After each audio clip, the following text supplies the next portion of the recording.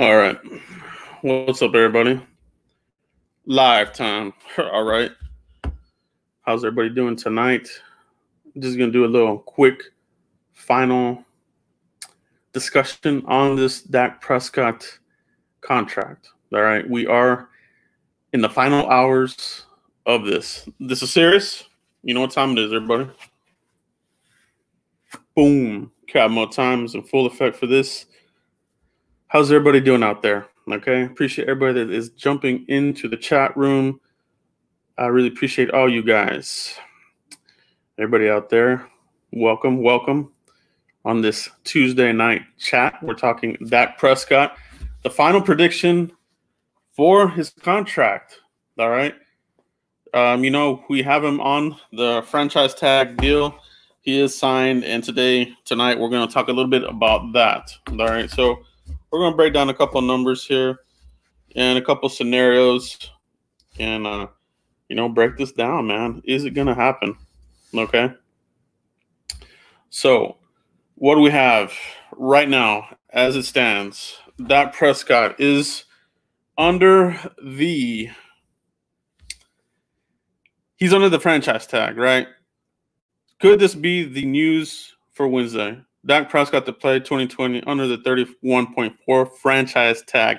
Could this be the news that we're going to see tomorrow? Let me know in the comments. Do you think that he will play the 2020 season under the franchise tag? Okay. It will be a departure for the Cowboys. The Cowboys have typically gotten the done deal at the 25th hour. We're seeing a lot of reports that things are not, there's no discussion, but that's how it's been with all these contracts. Dez, Zeke, DeMarcus Lawrence, and here we are with Dak Prescott. So I really wouldn't sweat it. Now, if they don't get extension, though, this does change the conversation for the entire season and for the Cowboys moving forward, okay? So could this be the conversation for tomorrow's news? Could this be it? Okay. How many of you guys think that he's going to play under the tag? Let me know in the comments. Let me know in the chat room here, guys.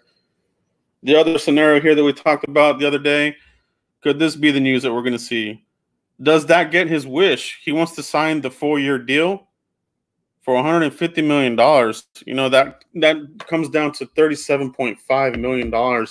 If Dak wants to get this 4-year deal, okay, we're talking.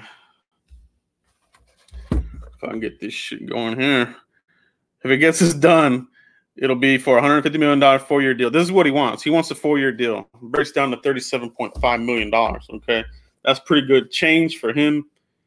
Whether you like him or hate him, obviously we talked about this before as well. It's like Romo. You have fans that love him. You have fans that hate him. That's where he's at. That's where it is when you're a Cowboys quarterback without a Super Bowl ring. We really didn't see that with Aikman. Really didn't see that with Roger Staubach. Okay, so at the end of the day, Super Bowls is what gets it done. Okay, 5-year deal. Could this be the news that we see tomorrow? This is what the Cowboys want. The Cowboys want a 5-year deal. Okay, but for Dak, he's talking about, well, if I sign a 5-year deal, I want more money. Okay, and that makes a lot of sense. He wants a bulletproof type of contract, one that can withstand, the rising markets. Assuming that does happen, and I'm pretty sure it will. So, does this something he would sign a 5-year, $193 million contract? That breaks down to $38.6 million. Okay, I think this might be a number that might get it done. Okay, but for both parties, I mean, the first years of these contracts will really open up the bank for the Cowboys.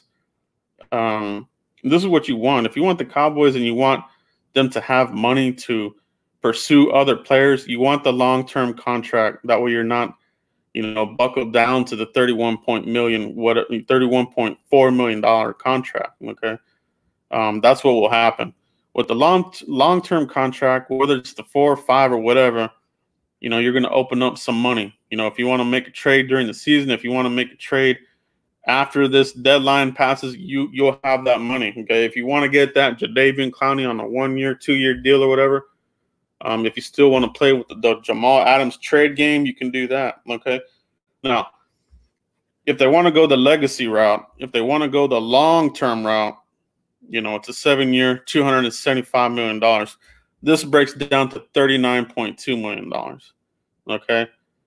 And honestly, that's a lot of time. By that time, these contracts will probably be in the $50 million range, at the end of this deal. So I'm not so sure this is a deal that Dak wants to get, but this is something that could happen. Cowboys typically haven't done a long-term contract since Tyron Smith. Tyron Smith signed a legacy 10-year contract, and that sort of thing.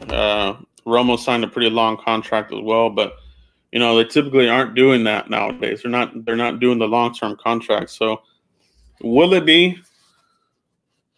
be the headline? A 7-year deal?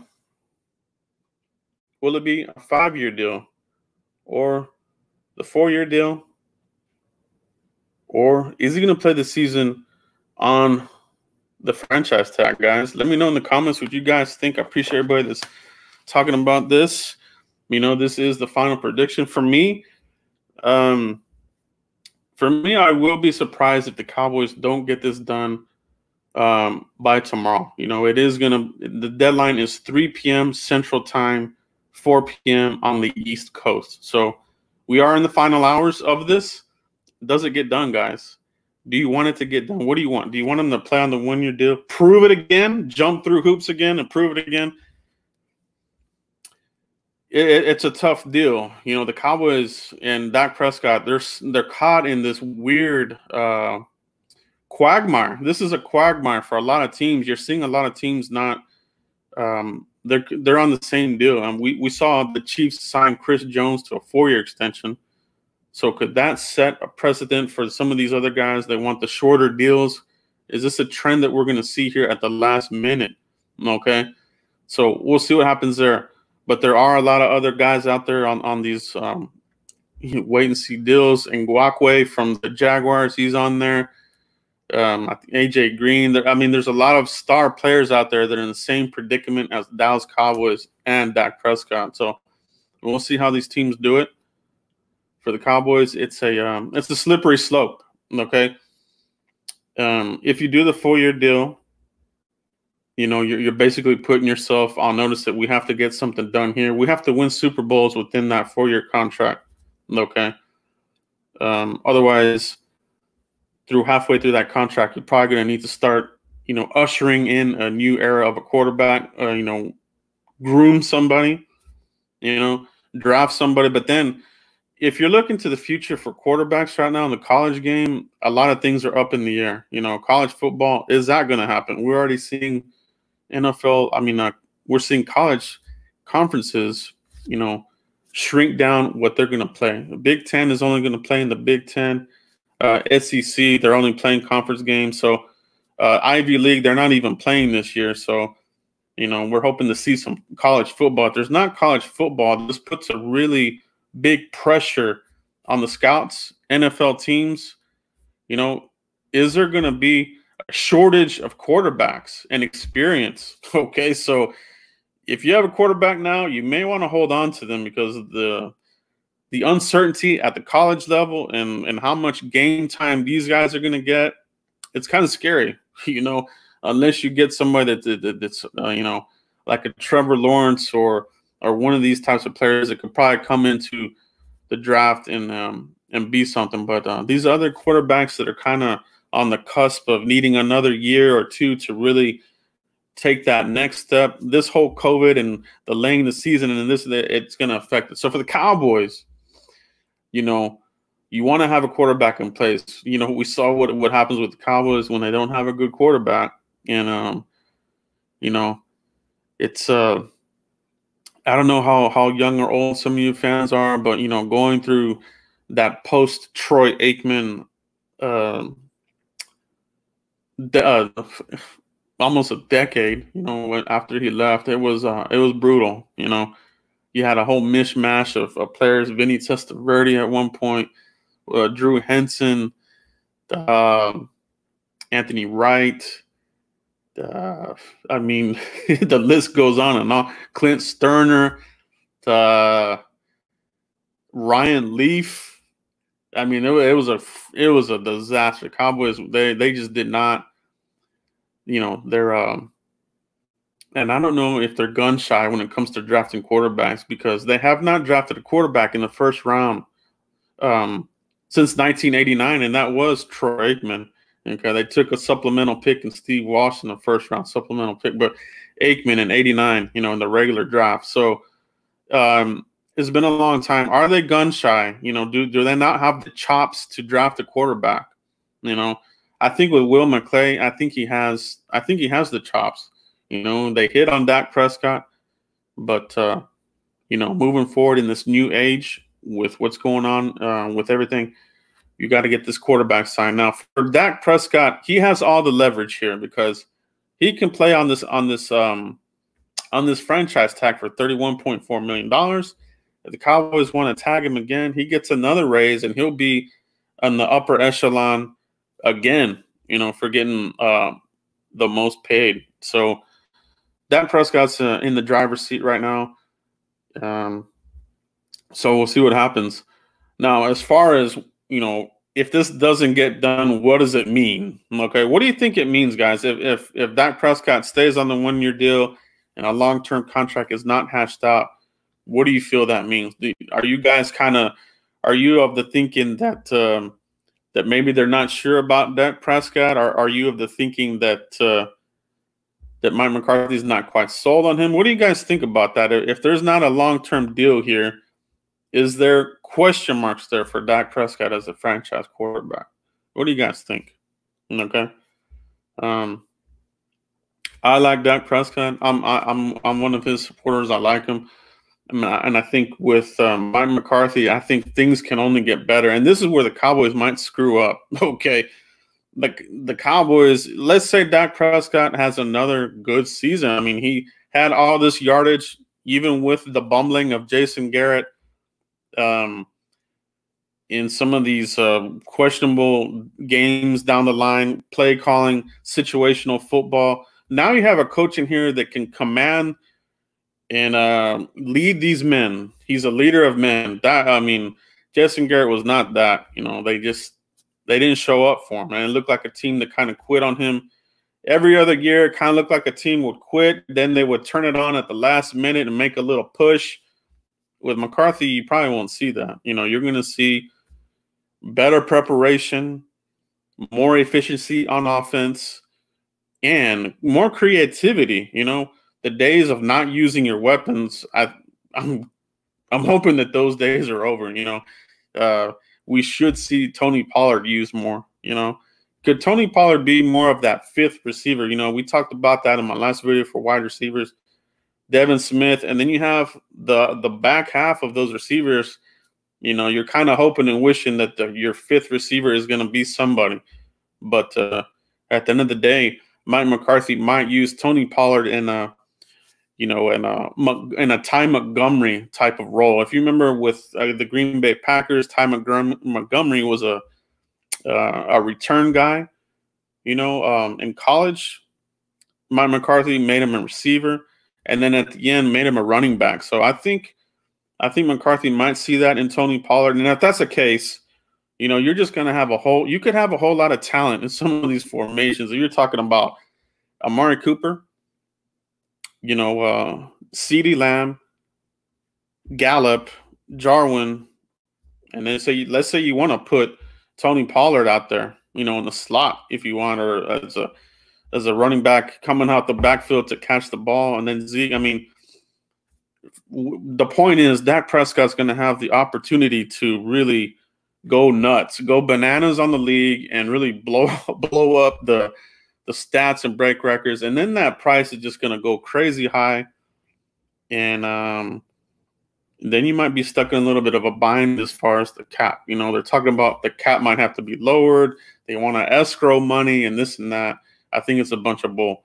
The money's there. They just want the greed. Okay. I mean, the NFL is a $1 billion industry. Most of the money comes from the TV deals. Okay.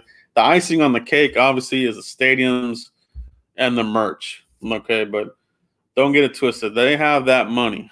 Okay. These are $1 billion owners. They know what they're doing. They've set themselves up with a golden parachute. So when I hear this talk about the cap coming down and this and that, greed city, baby, greed city. Okay. But Cowboys are in a good place. Dak Prescott has leverage. They're going to have that final sit down. They always talk about with DeMarcus Lawrence, the situation was the same, and it came down to picking up the phone and hashing it out and getting it done. And I think that's what's going to happen here. Ultimately, this will be Stephen Jones, Jerry Jones, picking up the phone, maybe even having him in person. Let's get this deal done for the team, and let's kick some butt, baby. Let's kick some butt because the talent is there. We've talked about this for the last couple of seasons. All you need is that coach to put you over the hump.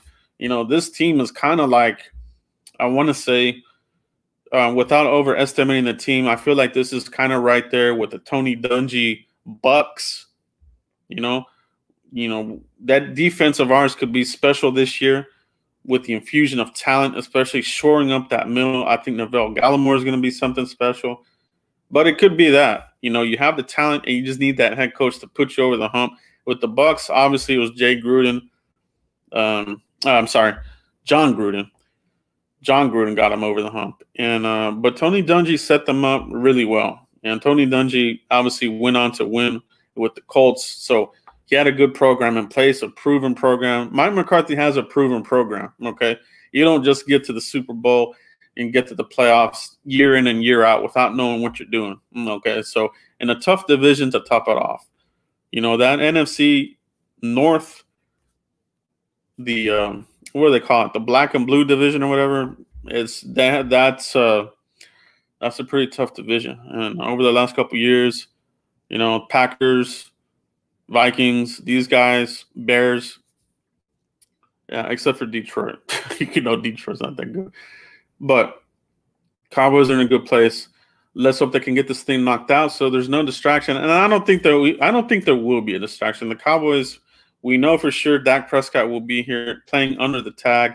He's going to want to knock it out the park and make all that money for the next season. And if the Cowboys want to play around and do another franchise tag, they can do that.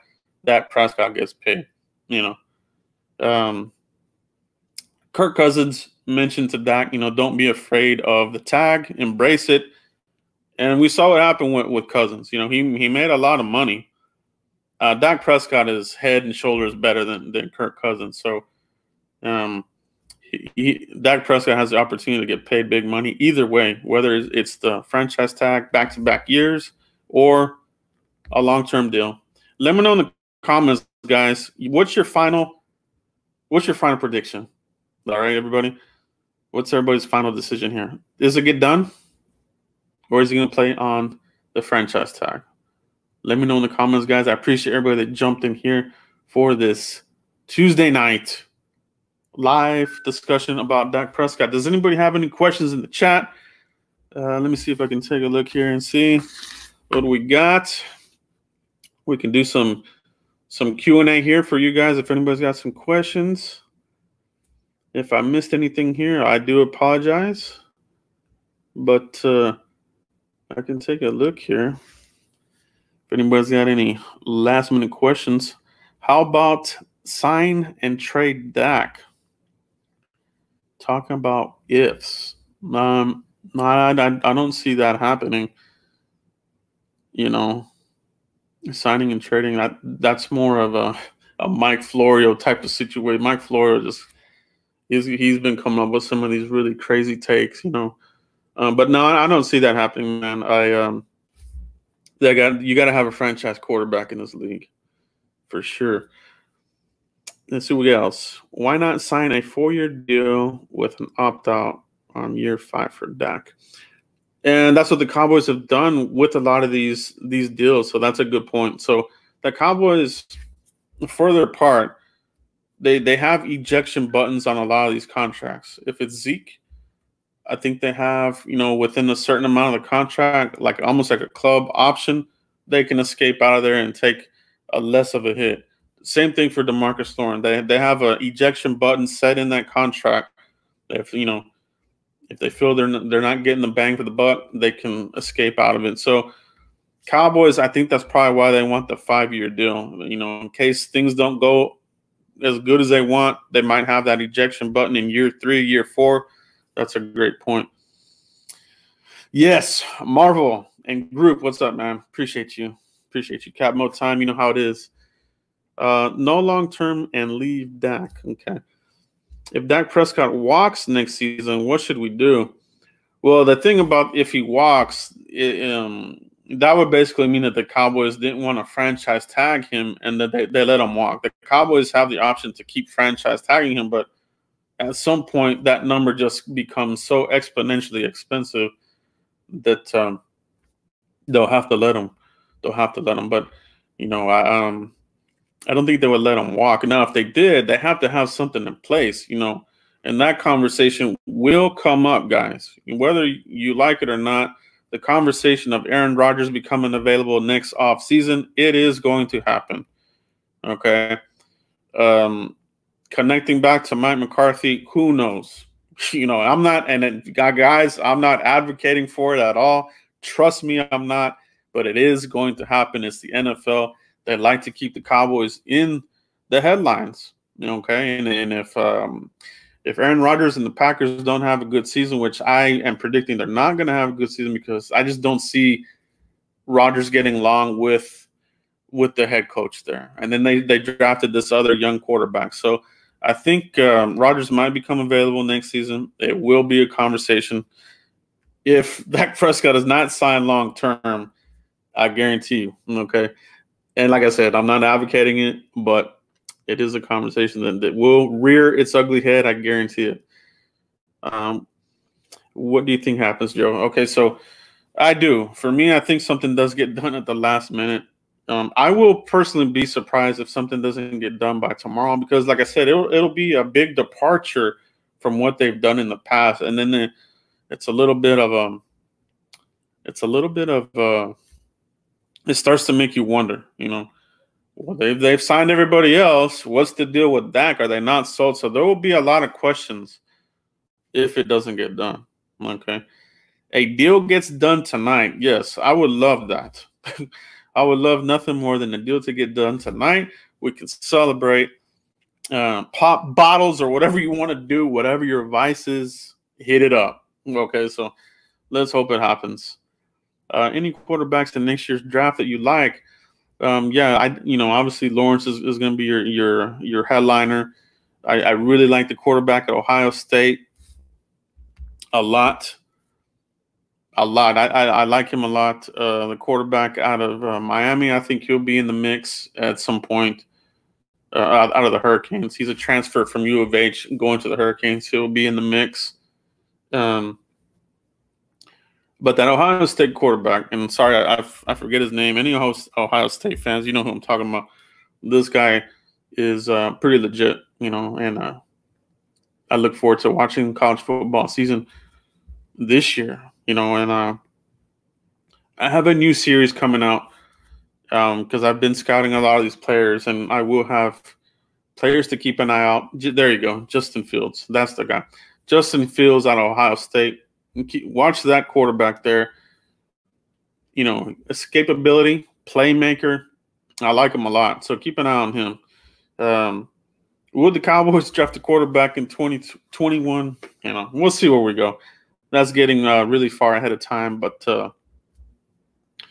it's going to be fun, guys. But hopefully we can get through this COVID stuff. Excuse me.